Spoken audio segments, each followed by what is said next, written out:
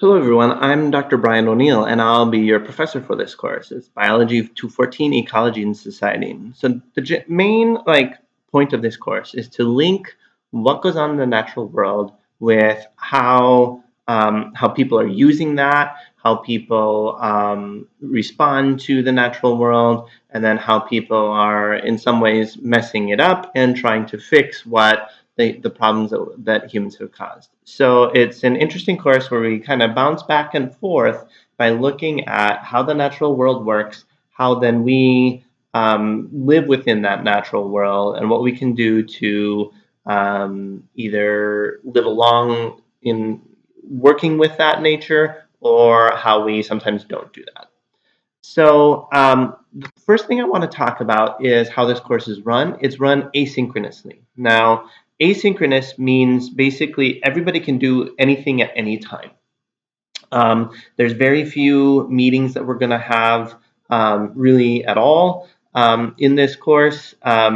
If there is, I'll let you know. And we might be doing some online office hours at specific times, but those will be optional. So I wanted to make this course as easy to understand and not be filling you with a bunch of due dates. Basically, there are two due dates for all of the lectures and material in the course, and then there's one activity that has three due dates. So units 1 through 5 are due by March 5th at 11:59 p.m. Every due date in this course is 11:59 p.m. And then units 6 through 13 are due May 12th at 11:59. Then the pond water, mini habitat kind of stuff is here April 2nd, April 9th, April 16th. But I'll kind of maybe send out an email about that as we get closer to that time.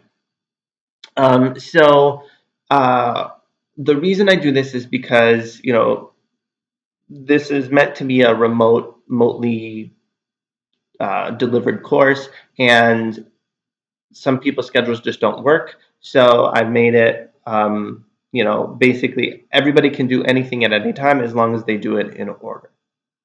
The issue with that course is that it's the way that course is done is it makes it hard to keep on pace. So, and you might think, well, there's a lot of stuff in each unit. But the general rule of thumb is that for every hour in class, you have 2 hours out of class. Okay.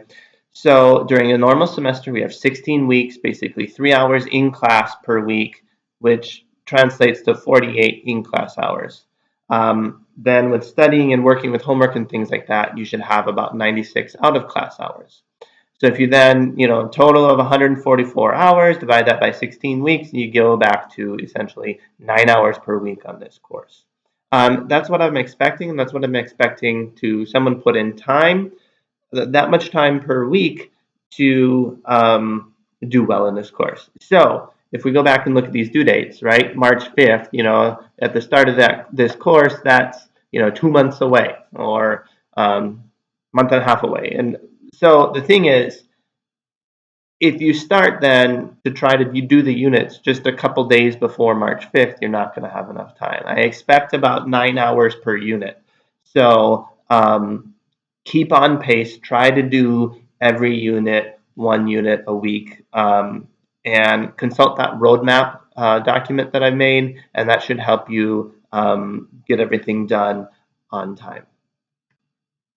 The general unit structure is going to be essentially you'll have a discussion board to kind of start thinking about the ideas, read the book chapter, then there'll be video lectures. Then there'll be a unit quiz on the book and the videos, lectures. And then we listen to a podcast, and then we take a podcast quiz. Now, every other unit, then there'll be an assignment where there'll be a 20-point assignment that will go over things we learned in the podcast and the video lectures. And then there's 2 exams, one after Unit 5, one as the final exam after Unit 13. And they all must be done in order, and you've got to complete all things in each unit before moving on to the next unit. But you can do this as fast as you want. If you want to get this course done in the first month of class, great, go for it. That's going to be a lot of work. You're going to be working 10 hours a day on the course, but you could totally do that. Um, go as fast as you want, and feel free to email me. Just realize that if you do go really, really fast, I won't be able to keep up with grading. I'm going to try to keep up with grading as much as I can in this course, but if you want to see like how you did on things before you work on the next unit, wait for me to grade or send me an email and say, hey, can you grade this?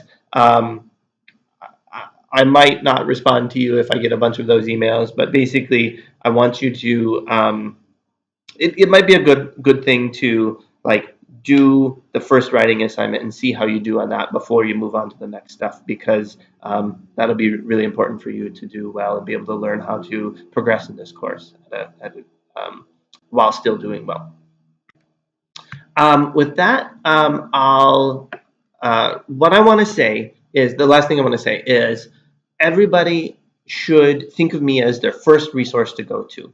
I feel like students oftentimes go to the professor last before they try to fix their problems. If anybody has a problem in this course, please email me, give me a call, schedule a meeting on WebEx. Um, I, I very rarely get students coming to me on office hours, and oftentimes students are apologetic to me. They're, oh, I'm sorry to be taking up your time. Well, this is part of my job. I want to talk to you. I want as much contact with you as possible. And the more one-on-one learning that we have together through office hours or meetings or phone calls or something, the better it is you'll be able to learn these topics and the more you'll get out of the course. So don't feel afraid to come talk to me. That's part of my job description. I love talking to students. That's why I'm in this job. So please, what I want to say is please come talk to me as much as you can. All right, with that, I'll see you later.